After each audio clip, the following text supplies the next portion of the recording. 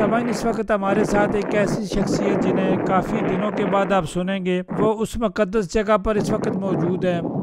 بعض دفعہ بہت اچھی چیزیں لائیو آپ کے ساتھ شیئر کرتے ہیں، اور ہمارے لیے درود شریف بھی پڑھتے ہیں، دعائیں بھی کرتے ہیں، اور ہمیں یاد بھی رکھتے ہیں۔ ہمارے بڑے پیارے ساتھی ہیں ڈاکٹر صاحب اس وقت سعودیہ کی فضاؤں سے، مدینہ شریف کی فضاؤں سے ہمارے ساتھ لائن پر موجود ہیں۔ ڈاکٹر صاحب، ایک بار آپ کو پھر آپ کی آواز پر خوش آمدید کہتے ہیں۔ صلی علی رسول الکریم، اما بعد، فاعوذ باللہ من الشیطان الرجیم، بسم اللہ الرحمن الرحیم۔ شکریہ راجد صاحب، اس وقت میں آقا دو جہاں حضرت محمد مصطفیٰ صلی اللہ علیہ وآلہ وسلم کے شہر مدینہ منورہ میں ہوں، اور اس وقت میں بیر غرس کے مقام پر موجود ہوں، اور آپ نے ابھی مجھے لائیو لیا ہے۔ تو یہ بیر غرس وہ جگہ ہے جہاں آقا دو جہاں حضرت محمد مصطفیٰ صلی اللہ علیہ وآلہ وسلم، حضرت ایوب انصاری رضی اللہ تعالیٰ عنہ کا گھر جو ہے مسجد قباء کے عقب سائڈ پہ ہے، اور اس کے بعد آقا دو جہاں جو ہی مدینہ منورہ تشریف لائے تو مختلف جگہوں پر آپ کا باقاعدہ طور پر جو ہے وہ باقاعدہ طور پر استقبال کیا گیا۔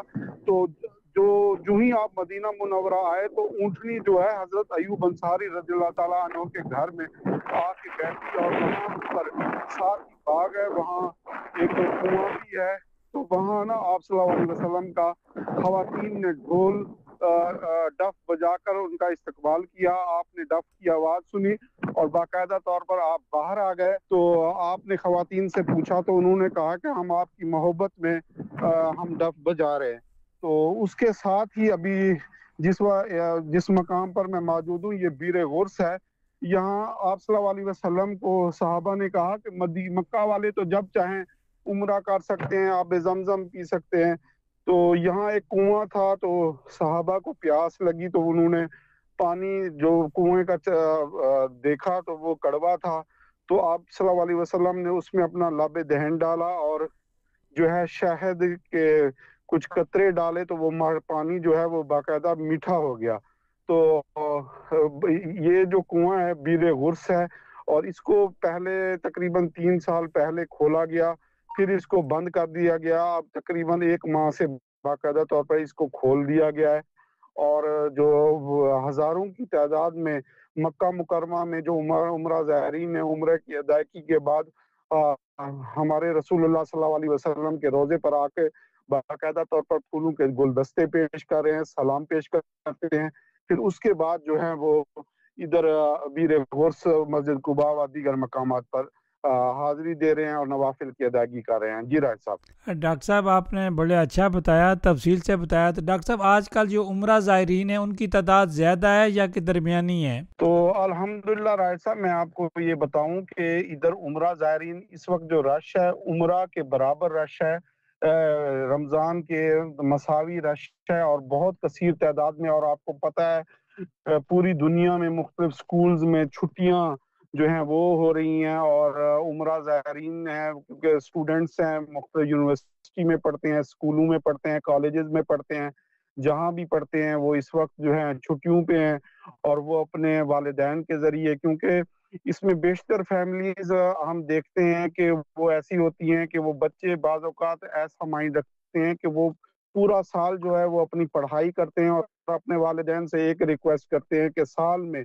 ہمیں جو ہے باقاعدہ آپ محمد کے شہر میں اور اللہ تعالیٰ کے گھر لے جائیں۔ اور وہ لوگ 5 دن کے لیے، ہفتے کے لیے، 7 ڈیز میں، اور کوئی جو ہے 5 ڈیز کے لیے ادھر آ کے عمرے کی ادائیگی کرتا ہے، اور محمد کے شہر میں حاضری دیتا ہے۔ جی راج صاحب۔ ڈاکٹر صاحب، محمد صلی اللہ علیہ وسلم کے شہر میں لوگ آتے ہیں، اکثر تعریف کرتے ہیں، ہر کوئی تعریف کرتا ہے، اور ساتھ ساتھ کہتا ہے کہ سعودی حکومت کے بندوبست بہت اچھے ہیں۔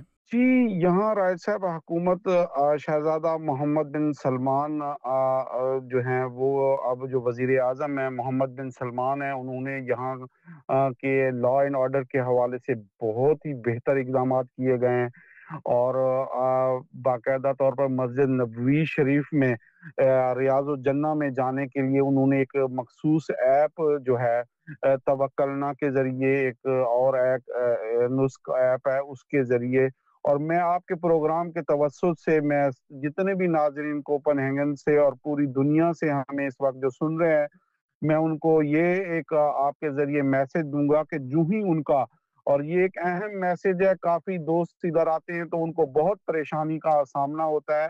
تو جو ہی ان کا ہفتہ پہلے 2 ہفتے پہلے، کیونکہ پہلے وہ جو ہی آتے ہیں تو مکہ مکرمہ میں باقاعدہ طور پر آتے ہیں، تو مکہ مکرمہ میں آتے ہیں، وہاں 6-7 دن 3 دن 4 دن لگتے ہیں. تو جو ہی میں ان کو کہوں گا ان کا ویزا باقاعدہ طور پہ لگے، ویزا ان کا جو ہی لگے تو وہ نسک ایپ کو باقاعدہ طور پر ڈاؤن لوڈ کریں. ڈاؤن لوڈ کرنے کے بعد وہاں سے وہ اپنا ای میل کے ذریعے اس میں اپنا پاسپورٹ دیں، اور پاسپورٹ کے ذریعے جو ہے ادھر روزے کا جو ٹائم ہے وہ لے لیں، تاکہ ان کو ادھر آ کے پریشانی. بعض ایسے لوگ ہیں جو ریاض الجنہ کی زیارت کیے بغیر واپس چلے جاتے ہیں. تو یہ آپ کے پروگرام کے توسط سے میں آپ کو کہوں گا کہ وہ دوست جن پہ عمرہ لگے یا وہ وزٹ پہ آئیں تو وہ نسک اور توکلنا ایپ کے ذریعے باقاعدہ طور پر اپنا وقت لے لیں، تاکہ ان کو یہاں پریشانی سے وہ بچ سکیں. جی رائد صاحب. ڈاکٹر صاحب کچھ لوگ آتے ہیں پرائیویٹ جو آپریٹر آتے ہیں، وہ اپنا جو سورسز استعمال کر کے اپنے ساتھ بندے لے آتے ہیں، اور اس کے بعد کہتے ہیں جی ہم نے ایک وفد لائے ہیں، اور ظاہر گورنمنٹ میں ان کے تعلقات ہوتے ہیں تو وہ لے کر آ جاتے ہیں. اس کے بعد بڑی پریشانیاں ہوتی ہیں. پچھلی دفعہ ڈنمارک میں بھی ایسا ہوا کہ پی ٹی وی کے ملازم تھے تو انہوں نے اب کہا جی آج کا پتہ نہیں کسی کے ساتھ بات چیت کی ہوئی تھی، اتنا سستا آج اب ویزے لگیں گے، پاکستانی پاسپورٹ ہونا چاہیے. پھر اس طرح کا لمبا چوڑا پروسیس تھا، ٹکٹ آپ خود لے لیں. تو ظاہر ہے کہ اگر ڈنمارک میں 40,000 کرون لگتا ہے حج کے لیے، تو اگر اس کو 35,000 کا پیکج مل رہا تھا تو اس نے کہا جی 5,000 کرون جو ہے 2-2.5 لاکھ روپے ہے. تو ڈاکٹر صاحب اس طرح کے جو لوگ فراڈ کرتے ہیں بڑے منظم طریقے سے کرتے ہیں، ان کی روک تھام کس طرح کی جائے؟ جی راج صاحب سن پا رہے ہیں مجھے؟ جی ڈاکٹر صاحب سن رہا ہوں آپ کو. راج صاحب وہ ایک کیا کہا جا سکتا ہے، لیکن یہاں جو سعودی حکومت کی طرف سے ایک بہتر پلان کیا گیا ہے.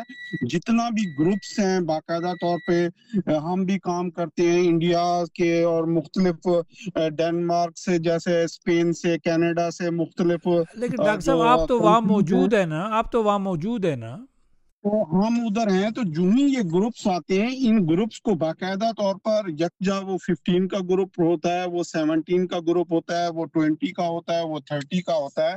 تو جو ہی وہ ادھر باقاعدہ تشریف لاتے ہیں ان کو ایک بار کوڈ نما ایک پیج دیا جاتا ہے، اور یہ اس گروپ لیڈر کی ذمہ داری ہوتی ہے کہ وہ ان کو زیارات کروائے، اور وہ گورنمنٹ آف سعودیہ اس کو پرمٹ جاری کرتی ہے. لیکن بعض لوگ کی اپنی غفلت ہوتی ہے کہ جو اپنے عمرہ زائر کو وہ فیسیلیٹیز فراہم نہیں کرتے. اور باقی حکومت کی جانب سے اس حوالے سے، تاکہ کوئی کسی کو تکلیف نہ دو، چیک اینڈ بیلنس کے حوالے سے ہر کسی کو یکساں فیسیلیٹی جو ہے وہ دی جا رہی ہے. جی راج صاحب. ڈاکٹر صاحب اگر میں یورپ کی بات کروں تو اب تو یورپ کا ویزا بھی جو ہے وہ 2-3 دن کے لیے یا اپنا عمرے کے لیے جو ہے وہ فری کر دیا. کیا سہولتیں ہیں جو یورپین لوگ ہیں ان کے لیے کیا سہولت ہے؟ جی اس پہ انہوں نے آن ارائیول جو ہے 1 ایئر کا ویزا جو ہے وہ کیا ہوا ہے. مختلف لوگ جو پاکستان آتے ہیں یا انڈیا سے جو لوگ یورپین کنٹریز میں جاتے ہیں تو وہ کوشش کرتے ہیں کہ وہ سعودی ایئر لائن کا انتخاب کرتے ہیں، اور وہ کنیکٹنگ جو فلائٹ ہوتی ہے وہ 2-3 دن کے لیے ادھر آ کے مکہ مکرمہ اور مدینہ منورہ آ کے یہاں روضہ رسول پر حاضری دیتے ہیں، عمرے کی ادائیگی کرتے ہیں. جی راج صاحب.